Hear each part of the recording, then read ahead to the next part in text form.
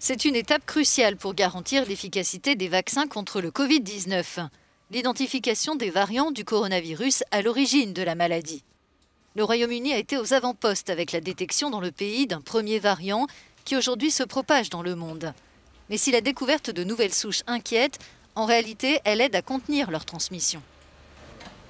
Au départ, il était très difficile de prédire quelles mutations allaient se produire. Mais maintenant que de nombreuses séquences du virus ont été étudiées, on commence à observer des caractéristiques récurrentes. De nombreuses mutations se produisent sur le gène Spike, qui est très important pour la manière dont le virus s'introduit dans nos cellules. Donc on peut commencer à dire ça, c'est prévisible. On observera de plus en plus de mutations sur ce gène au fil du temps. Et ces connaissances vous aident-elles à avoir une longueur d'avance sur les futurs variants? Il est important d'étudier les mutations sur certains gènes, mais la méthode actuelle de séquençage de l'ensemble du virus continuera à être essentielle parce qu'avec le temps, il se peut que l'on utilise des vaccins contre différentes parties du virus. Donc il serait malvenu de notre part de ne pas être attentif aux autres parties de la séquence. Ce laboratoire spécialisé dans le séquençage génomique, la cartographie de l'ADN, a développé un outil pour simplifier le processus.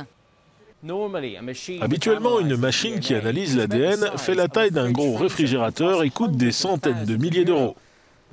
Mais ici, à Oxford, les chercheurs ont concentré cette technologie dans des appareils beaucoup plus petits, dont celui-ci qui tient dans la main, coûte environ 1 000 euros et se branche sur un ordinateur. Aujourd'hui, une infime proportion de cas de Covid dans le monde fait l'objet d'un séquençage, ce qui fait craindre que de nouveaux variants ne passent inaperçus ou soient détectés trop tard. Le Danemark, les Pays-Bas et le Royaume-Uni sont pionniers dans le séquençage d'un grand nombre de prélèvements positifs.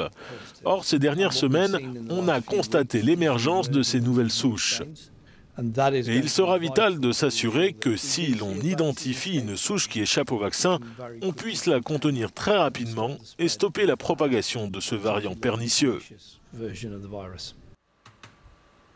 Ces appareils de dimension réduite peuvent être utiles aux régions du monde qui n'ont pas d'équipement de séquençage.